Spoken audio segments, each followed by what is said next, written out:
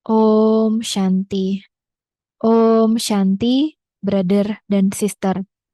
Hari ini topik kita adalah hanya yang esa. Hanya satu yang esa. Tidak dua, tiga, atau lebih.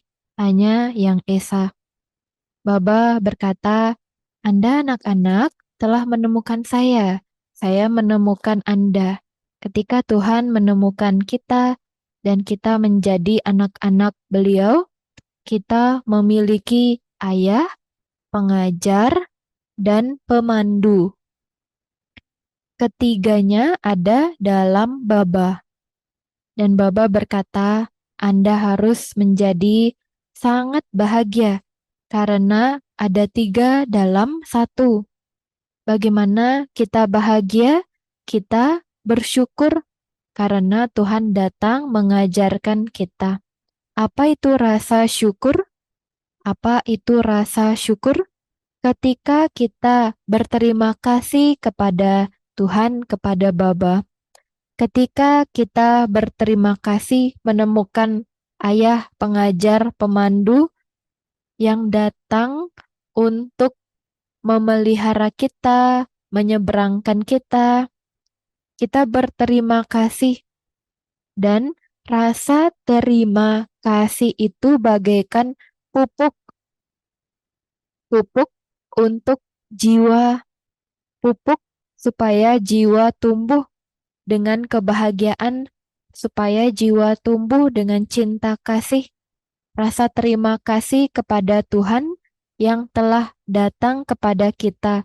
Maka rasa terima kasih ini bagaikan pupuk yang kita terima sekarang karena Tuhan datang kepada kita. Maka kita mulai memahami rasa aman yang beliau berikan kepada kita.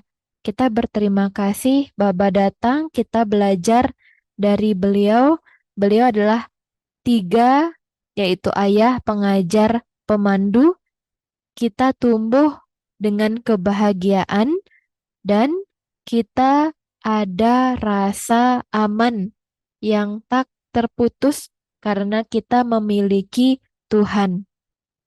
Maka sosok satu yang esa, kalau kita menjalin hubungan dengan beliau, kita seperti mendapatkan pupuk, kita selalu merasa aman. Bukan hanya itu, dengan menjalin hubungan kepada yang esa, maka cuaca diri kita, karena ada dua cuaca, cuaca di luar dan cuaca dalam diri. Maka cuaca dalam diri kita selalu musim semi. Musim semi itu indah, sejuk, lembut, bahagia, dan aman.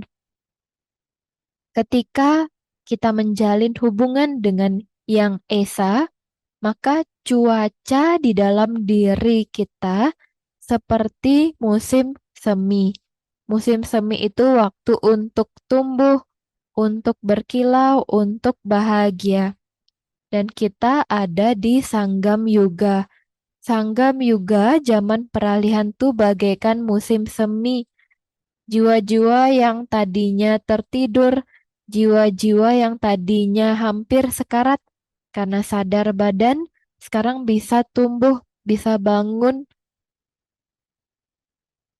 Maka cuaca di dalam diri kita tidak lagi panas, tidak lagi hujan, tetapi musim semi.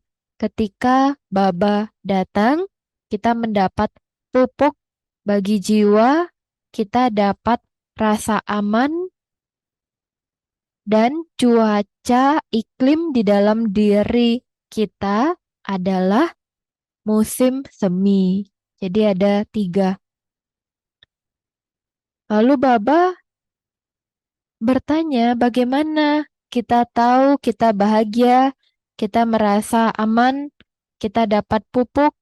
Baba berkata, wajah kita akan menunjukkan sang ayah. Kata-kata kita akan lembut, bahasa kita akan halus, tugas yang kita kerjakan akan menjadi luhur. Kita selalu bahagia dalam badan dan kita selalu memberi berkah kepada badan. Maka dengan menjalin hubungan dengan Baba, kata-kata kita sedikit lembut dan halus. Tugas yang kita kerjakan luhur, kita bahagia di dalam badan, kita memberi berkah kepada badan yang kita tinggali karena Tuhan mengajarkan kita bagaimana mengingat beliau dengan rasa terima kasih dan kita tidak lagi menjadi Kumbakarna. Kumbakarna itu adalah sosok kuat yang tidur. Ada satu hukum spiritual yang penting yang kita pahami jika kita membaca Murli. Saat pertumbuhan di dalam diri, saat perkembangan di dalam diri, saat jiwa berkembang, saat jiwa kurang tumbuh, saat jiwa kurang tumbuh, maka ada ketidakharmonisan, ada keluhan, ada kompetisi, ada masalah, ada perang atau konflik. Saat jiwa kurang berkembang, maka ada ketidakharmonisan di luar.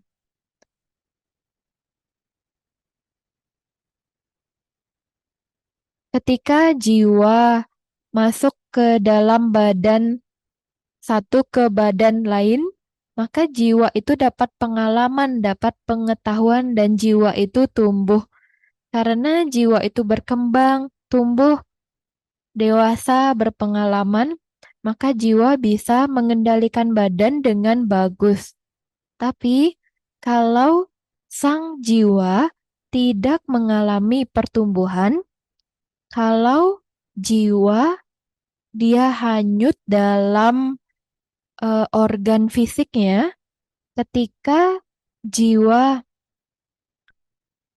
eh, lupa dengan dirinya dan sadar badan, maka muncullah sifat-sifat buruk. Maka jika jiwa itu kurang tumbuh, kurang dewasa, maka dia dikendalikan oleh sifat buruk. Beberapa orang bertanya kepada saya, kenapa nafsu birahi itu buruk? Kenapa kemarahan itu buruk? Kenapa ketamakan itu buruk? Kenapa sifat-sifat seperti itu buruk? Karena menguras energi jiwa. Jiwa itu sama seperti badan, punya energi, punya otot, punya daya, punya kekuatan, dan punya kualitas. Tapi ketika sang jiwa berhenti belajar, ketika jiwa itu terhanyut dalam kenikmatan duniawi, maka sifat-sifat buruk akan mengendalikan jiwa dan akhirnya jiwa itu lemah, kekuatannya berkurang dan dia kurang damai, kurang bahagia. Oleh karena itu Baba berkata, lupakan badan dan relasi berbadan. Ingatlah saya di alam jiwa. Anda adalah jiwa, Tuhan jiwa yang maha tinggi di alam jiwa. Kenapa? Karena ketika ada sadar badan, maka energinya berkurang. Energinya menjadi lemah. Oleh karena itu Baba selalu berkata, ingatlah saya di alam jiwa. Lalu ada hukum yang lain yang kita dengarkan dalam Murli. Di zaman emas, zaman perak, organ fisik dari badan itu menjadi pelayan jiwa, mengikuti jiwa. Maka jiwa menjadi tuannya, badan menjadi pelayannya. Tetapi di zaman perunggu dan zaman besi, organ-organ fisik ini menjadi tuannya. dan kita jiwa menjadi pelayannya, budaknya. Apa perbedaannya? Di zaman emas, zaman perak, badan menjadi pelayan dari jiwa. Artinya badan mengikuti arahan sang jiwa. Namun di zaman perunggu dan besi, kita mengikuti keinginan badan. Kita menjadi budak atas badan. Maka pertumbuhan sang jiwa sangat penting supaya kita bisa mengendalikan lagi organ-organ fisik kita. Supaya antara jiwa dan badan seimbang. Maka pertumbuhan jiwa itu sangat penting supaya kita tidak lagi pakai sifat-sifat buruk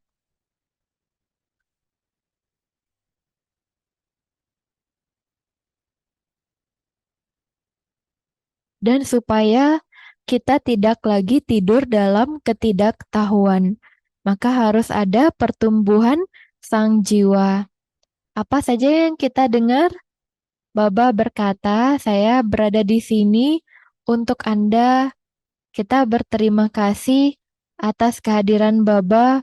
Kita dapat seperti pupuk, kita menjadi master atas badan dan badan adalah kostum. Maka hanya dengan relasi kepada Yang Esa. Hanya dengan relasi ini kita yang bagaikan Kumbakarna terbangun lagi. Maka hanya dengan relasi ini kita bisa bangun dari zaman besi karena ketika kita sadar badan, kita bagaikan mayat, kita mati. Kita tidak sadar identitas kita hanya memikirkan badan, kita bagaikan mayat, tidak punya energi. Maka Tuhan datang membangunkan kita yang bagaikan mayat. Hanya satu Baba yang bisa memberikan keajaiban ini kepada jiwa-jiwa yang tertidur, yang tidak tumbuh. Sekarang mari kita melihat ciptaan Baba. Baba berkata, Baba menciptakan surga. Surga itu hanyalah satu, hanya ada kesatuan di sana. Satu kerajaan, satu bahasa, satu agama, satu petunjuk. Baba berkata, ada persatuan di sana, hanya satu. Jadi jika ada persatuan, tidak ada dualitas. Jika ada persatuan, maka waktu itu ada, waktu itu ada sanskara yang tidak tercemarkan yang asli. Ketika ada persatuan, waktu itu sanskaranya asli tidak tercemarkan. Sanskara seperti apa? Kesucian, kekuatan, kebahagiaan, kebijaksanaan. Semua itu sanskara asli jiwa. Ketika sanskaranya asli, tidak tercemarkan di awal siklus, maka ada persatuan. Ketika ada sanskara asli, maka ada persatuan. Karena sanskaranya penuh kebijaksanaan, kebajikan luhur, dan tempat di mana jiwa tinggal itu disebut surga. Maka apa itu surga? Surga itu adalah tempat di mana jiwa-jiwa punya sanskara asli. Ada kesucian, kedamaian yang tak tercemarkan, dan ada persatuan di sana. Ada satu kesucian di sana, satu kebenaran di sana. Ketika kita lihat sekarang, dibandingkan sekarang, Kali Yuga, ada banyak opini. Budaya ini berkata ini, budaya lain berkata lain. Negara ini berkata ini, negara lain berkata yang lain. Negara Yang satu merasa kuat, negara lain merasa kuat. Ada banyak ada banyak opini di Kali Yuga. Jadi, ketika Baba ketika Baba datang, Baba mengembalikan kita ke awal siklus yang tidak tercemar, yang asli, ada satu kebenaran dan ada persatuan. Lalu apa itu kebenaran? Kebenaran artinya sang jiwa benar-benar aktif. Di mana ada kebenaran, sang jiwa 100% aktif. Sang jiwa tidak tidur, tidak pingsan, tetapi 100% aktif. Maka ini adalah hukum spiritual, di mana ada kebenaran, sang jiwa sepenuhnya aktif. Ketika jiwa itu sepenuhnya aktif atau sepenuhnya sadar, maka tidak ada konflik, tidak ada ego, tidak lagi membandingkan hanya satu keluarga dunia. Kenapa satu keluarga dunia? Karena sang jiwa sepenuhnya aktif, sepenuhnya sadar. Maka ada satu keluarga dunia di mana tidak ada konflik, tidak ada ego, tidak membandingkan. Mari kita lihat kerajaan di surga, kerajaan Laksmi Narayana atau Adam dan Hawa. Di kerajaan itu tidak ada tidak ada banyak raja. Satu raja, satu ratu, satu kerajaan. Maka tidak ada banyak penguasa. Ada satu penguasa. Tidak banyak pemerintahan, ada satu pemerintahan. Tidak ada berbagai partai politik, hanya ada satu pemerintahan. Maka di sana ada satu kerajaan, satu kekuasaan yang dilandasi oleh cinta kasih. Karena tidak ada kompetisi, tidak ada konflik, maka semuanya dilandasi oleh cinta kasih, oleh dharma. Dharma itu apa? Dharma bukan agama. Dharma itu adalah seperti seharusnya. Apa itu dharma? Dharma itu artinya seperti seharusnya. Seperti seharusnya sang jiwa yang sadar akan dirinya. Dharma. Jadi apa adharma? Kebalikannya, maka jiwa lupa dirinya, jiwa bukan seperti seharusnya. Jiwa menjadi sosok lain. Maka apa artinya dharma?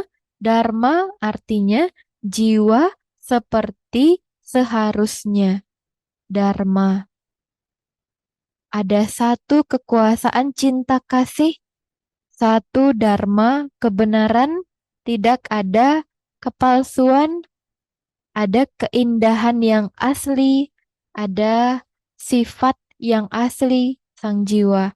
Maka tempat itu disebut surga. Ada kesucian, tidak ada konflik, tidak ada banyak penguasa, ada satu raja, satu ratu, dilandasi oleh kasih, dilandasi oleh dharma, karena semuanya seperti seharusnya, termasuk alamnya juga. Alamnya asli. Di situ tidak ada agama fisik seperti sekarang. Di situ tidak ada agama fisik. Agama sang jiwa seharusnya itu adalah tanpa kekerasan berganda. Maka jiwa aslinya memang tanpa kekerasan. Semua jiwa aslinya tidak terpisah-pisah. Semua jiwa aslinya tidak terpisah-pisah.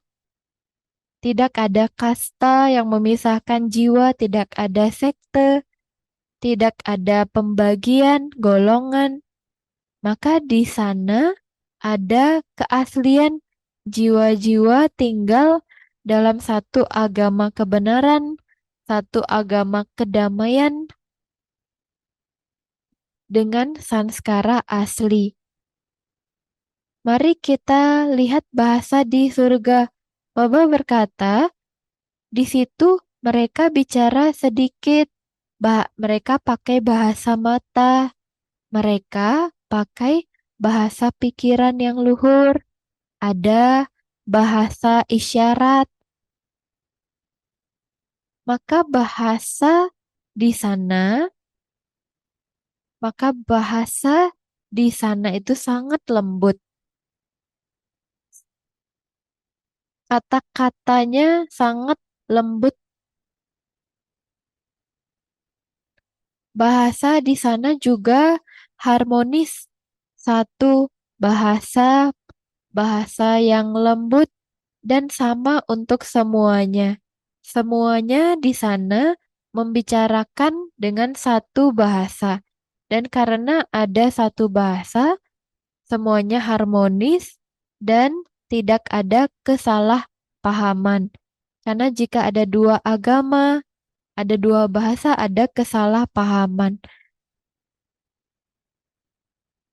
Tetapi di zaman emas ada satu agama, jadi tidak ada kesalahpahaman, tidak ada manipulasi, dan tidak ada kesia-siaan. Tidak ada banyak kata-kata. Itulah yang kita sebut surga. Jadi apa itu surga? Ada kesatuan, ada keaslian, ada nilai-nilai luhur, satu kerajaan, satu kekuasaan yang dilandasi oleh cinta kasih tanpa kekerasan, bahasanya tanpa kesalahpahaman, tidak ada manipulasi dan tidak ada kata-kata yang sia-sia. Hanya ada satu arahan.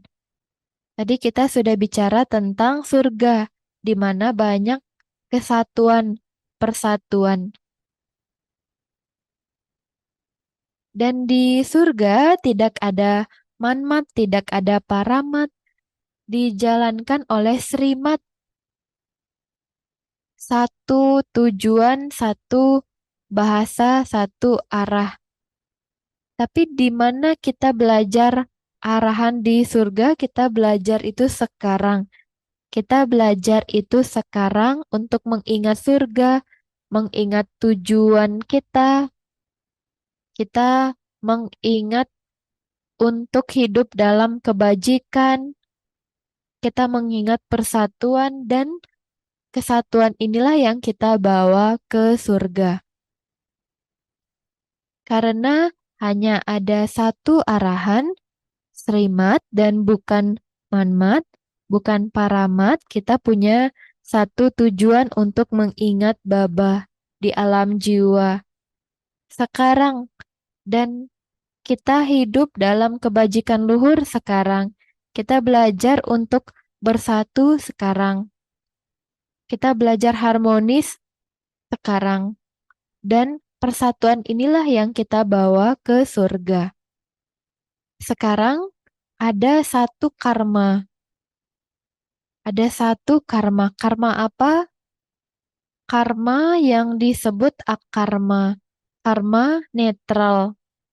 Karma netral artinya kita tidak mengumpulkan, tetapi kita perlahan-lahan berkurang stok poinnya, dan itu disebut akarma. Itu di zaman emas, zaman perak. Ketika kita ketika ada akarma,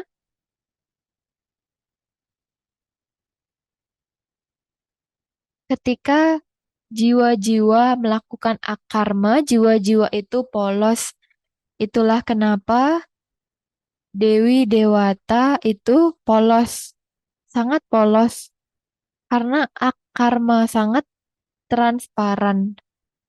Mereka hanya melakukan yang semestinya, tidak tahu terlalu banyak, polos, innocent. Mereka bersatu. akan disebut polos. Dewi Dewata itu polos, suci, tidak ada campuran. Mereka melakukan akarma. Di situ tidak ada yang beramal. Di surga tidak ada yang beramal, tapi juga tidak ada yang melakukan perbuatan dosa. Karena di surga adalah tempat di mana tidak ada perbuatan dosa. Di situ ada satu jenis karma, satu agama, satu bahasa, satu kerajaan, dan jiwa-jiwa di sana aktif dan dalam keharmonisan. Mari kita lihat dengan dunia hari ini, dunia yang penuh kebingungan. Pastinya tidak ada persatuan di dunia hari ini, tidak ada persatuan. Di dunia hari ini ada banyak agama dan banyak konflik, banyak bahasa, banyak kesalahpahaman, banyak ideologi, ada banyak kompetisi dan konflik. Ada banyak sekali sistem pemerintahan yang saling bertengkar, ada banyak konflik dan banyak pemisahan dan ada banyak kesengsaraan. Maka di surga ada persatuan, di neraka ada pembagian banyak dan ada konflik. Di surga ada persatuan keharmonisan, di neraka ada pembagian dan ada ketidakharmonisan. Jika di surga itu dunia yang luhur, dunia yang bahagia, yang makmur, kalau neraka dunia yang terpecah belah, orang-orang terpecah belah, bahkan seseorang pun terpecah belah. Paginya dia berpikir ini, besoknya dia berubah pikiran. Bahkan seseorang individu pun ada perpecahan dalam dirinya. Kalau ada 10 orang dalam band, ada 10 orang dalam satu band. Mereka memainkan alat musik yang beda-beda dan musik yang diciptakan bukanlah musik yang harmonis tapi musik yang kebisingan. Kalau semuanya tidak mau harmonis satu sama lain, lagu yang diciptakan itu penuh kebisingan. Tapi jika 10 musisi harmonis dan memainkan lagu, maka eh, lagunya itu penuh irama dan maka surga adalah dunia yang penuh keindahan, kebahagiaan, keharmonisan, tetapi di neraka tidak ada keharmonisan dan tidak ada keindahan. Baba juga bicara tentang pohon beringin. Kenapa? Karena pohon beringin mendapatkan dukungan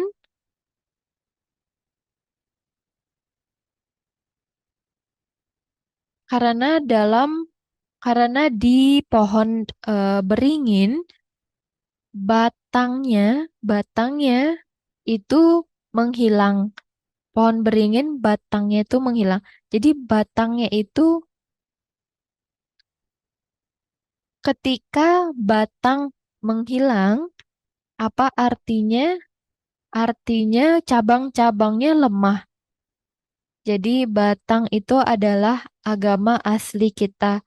Ketika batang itu keaslian itu menghilang, semuanya menghilang, kesucian menghilang, ke kesucian menghilang, kebahagiaan menghilang, maka ada banyak perpecahan. Semuanya berkompetisi satu sama lain, semuanya membandingkan diri dengan satu sama lain, ada ketidakharmonisan, ada konflik, ada penderitaan, ada banyak penyakit. Maka itu adalah cerita pohon beringin. Batangnya atau agama asli yang tadinya diciptakan oleh Tuhan di zaman emas, zaman perak, menghilang. Batangnya menghilang. Dan apa yang tersisa? Yang tersisa banyak cabang-cabangnya yang tidak luhur, tidak asli, tidak suci, dan tidak benar. Maka neraka adalah tempat yang penuh konflik karena tidak ada keaslian, tidak ada persatuan. Mari kita lihat tempat ibadah yang besar. Banyak orang datang beribadah. Di sana ada satu vas bunga yang besar. Dan supaya tempat itu cantik. Ada salah satu pemuja yang datang ke sana melihat vas bunga yang cantik dan berkata, "Saya suka vas ini. Saya mau tulis nama saya di sini." Maka dia tulis namanya di vas bunga itu. Lalu ada orang lain yang datang ke tempat ibadah itu dan lihat orang yang menulis namanya dan dia berkata, "Wah, kamu menulis namamu di sana, saya juga mau tulis nama saya di sana. Dan tulis nama istri saya. Sekarang ada 3 nama di situ. Lalu ada orang lain dan menulis namanya, tulis nama anak-anaknya. Lalu banyak orang yang menulis nama di sana. Sehingga vas bunga itu yang tadinya indah menjadi buruk dan hampir pecah karena semuanya menulis nama di sana, semuanya menekan vas bunga itu. Maka vas bunga yang tadinya cantik, yang menaruh bunga itu jadi pecah, jadi retak. Maka kalau ada persatuan pikiran, ada keindahan. Tapi jika semuanya ingin menunjukkan diri, ada ego, maka keindahannya hilang. Satu vas bunga yang tadinya cantik, tapi semuanya mulai pegang. Akhirnya vas bunga itu retak karena ego. Itulah neraka hari ini. Dunia yang tadinya indah, yang orang-orang tinggal di sana tidak ada ego, tidak egois. Sekarang semuanya egois dan dunianya jadinya buruk. Sekarang kita lihat contoh biola. Di biola itu banyak ada senar. Dan senar-senarnya itu diikat dengan bagus. Karena dengan ketat, keketatannya harus tepat. Bayangkan satu senarnya putus atau satu senarnya longgar misalnya. Di biola itu satu senarnya longgar. Maka musiknya tidak bagus. Di neraka ada satu hal atau yang lain pasti salah. Mungkin ada satu hal atau yang lain selalu membingungkan. Ada satu hal atau yang lain yang buat kesal di manakala di surga semuanya serasi, semuanya siap, sedia, semuanya akurat dan tepat, semuanya tepat. Apa manfaat persatuan? Ingatkan topik kita hari ini adalah hanya satu. Apa manfaat persatuan? Kalau ada hanya satu persatuan, tidak ada perkelahian, tidak ada kekejaman, tidak ada peperangan, tidak ada senjata, hanya ada keadilan karena semuanya seperti semestinya. Maka yang bekerja hukum alam dan ada keadilan. Ada kesetaraan yang komplit, ada kerjasama, ada kesucian, ada akarma, ada kepolosan, ada perasaan aman, keamanan, tidak ada kesalahpahaman, tidak ada komunikasi yang salah. Kenapa? Karena semuanya satu, agamanya satu, bahasanya satu. Tidak ada perkelahian, tidak ada kesalahpahaman, maka ada kesetaraan, keadilan. Apakah ada keadilan di neraka? Tidak ada.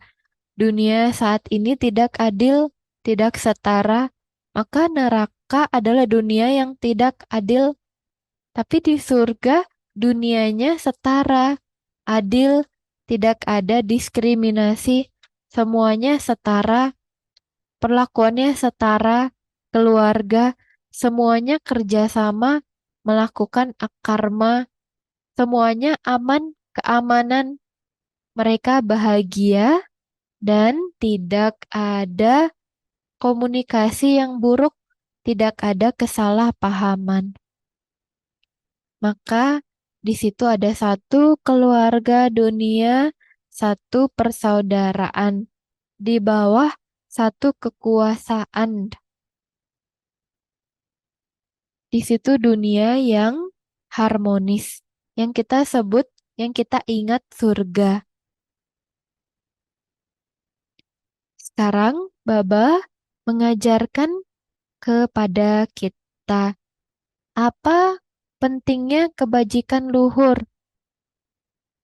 Ketika kita berkebajikan luhur, kita jiwa jadi kuat. Kita sang jiwa menjadi kebal dari penyakit. Kita jiwa jadi sehat. Kita punya banyak sekali kekuatan dan kita jiwa bisa tahan atas situasi, tantangan, kesulitan. Sekarang Baba mengajarkan kita kebajikan luhur, agama jiwa, agama kedamaian, agama keadilan, agama realisasi diri. Artinya kita mengenali diri kita yang sejati. Kita punya realisasi. Kita belajar itu dari Baba. Saat kita belajar itu dari Baba, apa yang terjadi? Kita belajar dari Baba setiap hari, setiap tahun, sampai 10-20 tahun. Apa yang terjadi pada sang jiwa? Baterai sang jiwa menjadi penuh.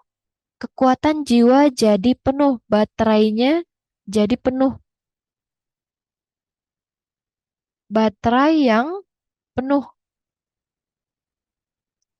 Ketika jiwa baterainya penuh,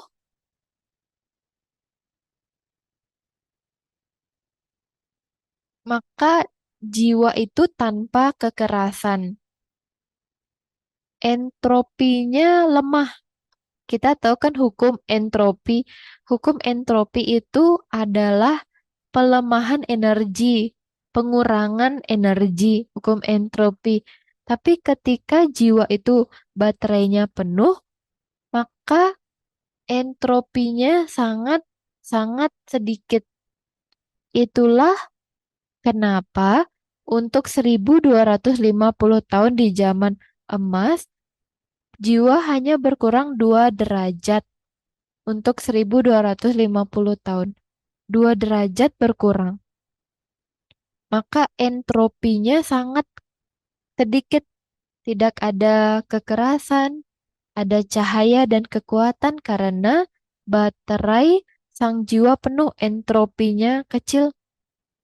Apa saja kekuatan jiwa, cahaya, kekuatan, mental, intelek, sanskara. Maka jiwa bercahaya penuh,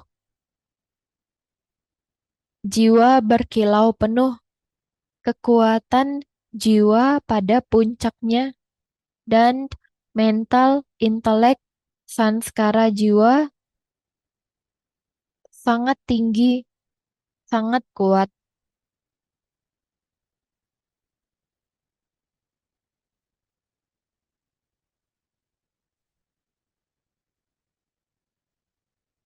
Baba berkata kepada kita,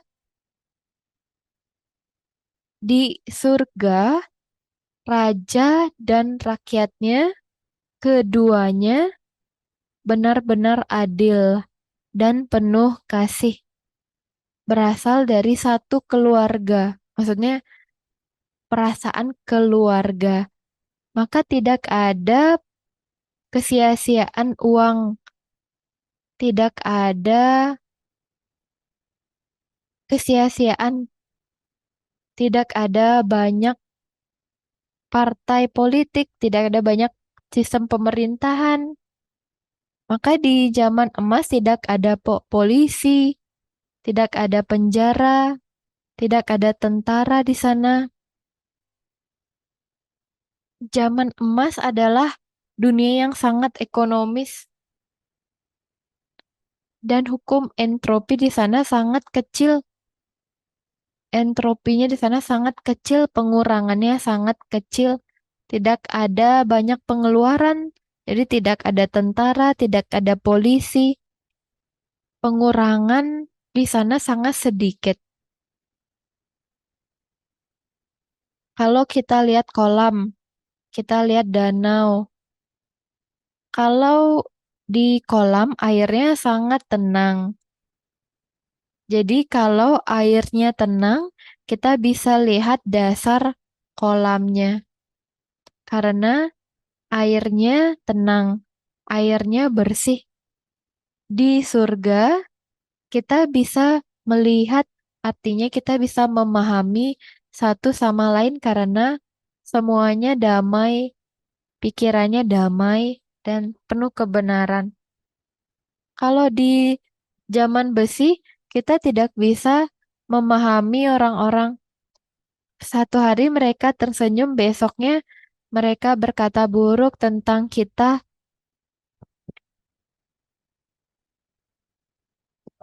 Di zaman besi ada pergolakan, tidak ada kejernihan. Di surga tidak ada ritual, tidak ada ritual di surga. Mereka di surga tidak ada ritual, tapi mereka ada berkumpul-kumpul, ada piknik, ada acara bersama-sama, tapi bukan ritual. Maka di surga tidak perlu ritual. Di situ rekening karma semuanya manis dengan satu sama lain. Ada kisah tentang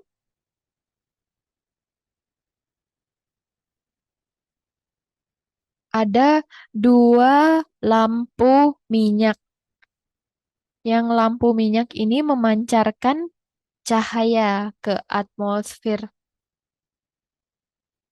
yang memancarkan cahaya ke sekitar. Tiba-tiba ada angin kencang yang datang, yang bertiup, dan kedua lampu ini eh, tidak lagi menyala, lalu ada kegelapan total. Kenapa yang tadinya bercahaya jadi gelap? Lalu ada cahaya, dari mana cahaya itu datang? Padahal dua lampu itu kan sudah ditiup cahayanya. Lalu ada cahaya, apa yang terjadi? Ternyata ada cahaya dari bulan. Maka di zaman besi kita seperti mengambil cahaya dari cahaya lampu. Tapi ketika Tuhan datang itu bagaikan cahaya bulan. Be- maka belas kasih dari Baba itu tanpa itu kekal cahaya bulan. Karena cahaya bulan tidak bisa hilang karena angin, karena hujan. Tetap ada cahaya bulan. Maka satu Baba, satu Persatuan satu keluarga, persatuan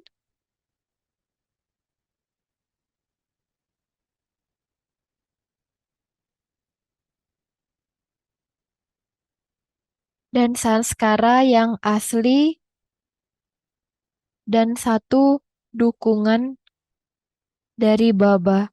Ketika Tuhan datang, Tuhan memberikan kita harta yang tak termusnahkan. Tuhan memberi kita pengetahuan yang tak termusnahkan, pencapaian yang tak termusnahkan.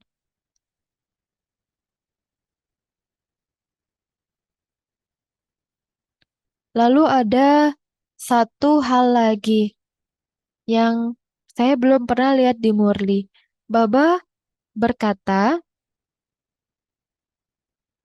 mereka berkata bahwa bahasa di surga itu mengandung vibrasi karena bahasa kata-kata yang diucapkan oleh Dewi Dewata punya vibrasi yang higienis, membersih, yang bersih.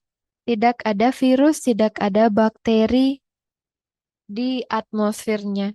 Karena bersih suara bahasa dewa-dewi itu bersih, tidak ada penyakit. Maka tetapi ini tidak ada di Murli. Mungkin di kelas lain ada. Dikatakan bahwa suara dari Dewi Dewata itu bersih, tidak ada bakteri. Ternyata bahasa bisa membuat pencemaran dan bahasa juga bisa membersihkan. Banyak sekali komunikasi mereka tuh lewat telepati. Artinya, kalau ada seseorang berpikir, ada orang lain menangkap pikiran itu dan ada balasan. Maka komunikasinya sedikit lewat kata-kata, kebanyakan lewat pikiran. Kalau misalnya kedua pasangan suci dan ingin punya anak, maka pikiran mereka menciptakan istrinya itu hamil. Jadi di surga apa uang apa alat pertukaran mereka, alat pertukaran mereka adalah berkah. Jadi kita harus mengumpulkan berkah sekarang di zaman peralihan ini. Karena di surga nanti kita tidak dapat berkah. Di surga nanti kita sudah hidup dengan penuh berkah. Maka kita kumpulkan berkah itu sekarang. Kita kumpulkan persediaan berkah sekarang. Berkah-berkah itulah yang akan jadi pertukaran kita bersama satu sama lain nanti di zaman emas. Untuk apa? Untuk dapat status yang tinggi, untuk dapat keluarga yang bagus. Maka dari itu, Baba berkata, jangan minta berkah, jangan minta belas kasih, tapi dapatkan itu, kumpulkan itu. Kumpulkan itu dari keluarga BK, dari diri, dari orang lain. Maka berkah adalah alat pertukaran di sana.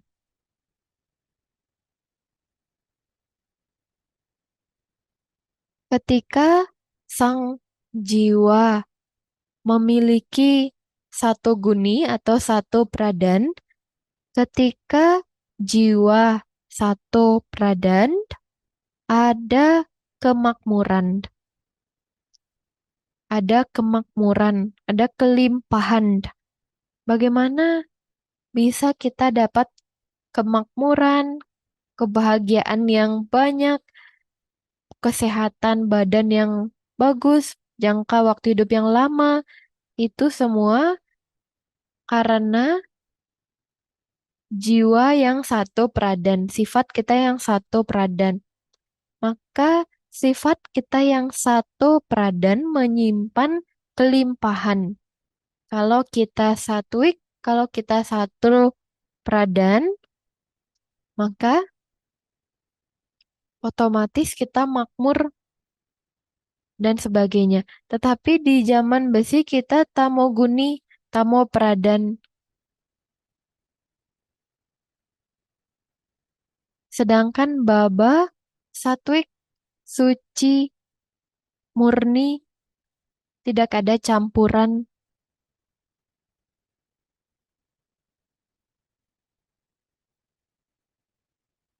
Kalau kita punya sifat buruk, banyak ada campuran,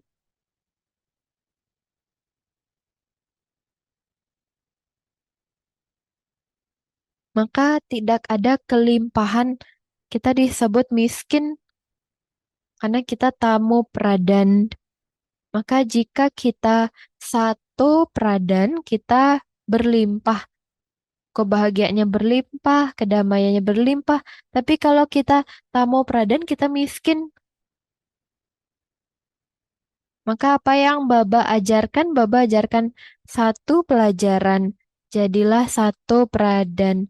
Kenapa? Dengan satu pradan inilah hidup kita berlimpah. Kita dapat dunia yang berlimpah, surga. Kita dapat berkah yang berlimpah. Jangka hidup di sana lama, dunianya indah dan penuh persatuan keharmonisan. Maka Baba mengajarkan satu pelajaran ini. Kita sebutnya serimat untuk jadi satu pradan. Maka hanya satu, hanya Baba. Tapi kalau ada banyak, ada kebingungan, ada konflik, ada penderitaan, maka hari ini, brother dan sister, kita belajar pelajaran hanya satu. Ada beberapa hal yang perlu kita ingat.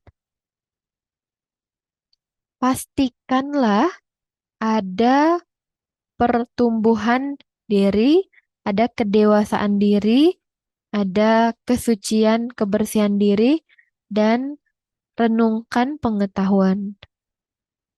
Berpengetahuan. Pastikan kita menggunakan sebanyak mungkin kebajikan, bukan sifat buruk, karena kebajikan luhur inilah yang akan mengumpulkan berkah dalam hidup kita. Dalam pikiran kita selalu ada belas kasih, pemaafan, supaya kita dapat berkah. Karena berkah adalah alat tukar kita di zaman emas, zaman perak. Pastikanlah organ-organ fisik mengikuti arahan kita, karena di zaman emas dan zaman perak, organ fisik adalah pelayan kita. Kita jiwa itu raja. Oke, sekarang brother dan sister, mari kita menata pikiran kita.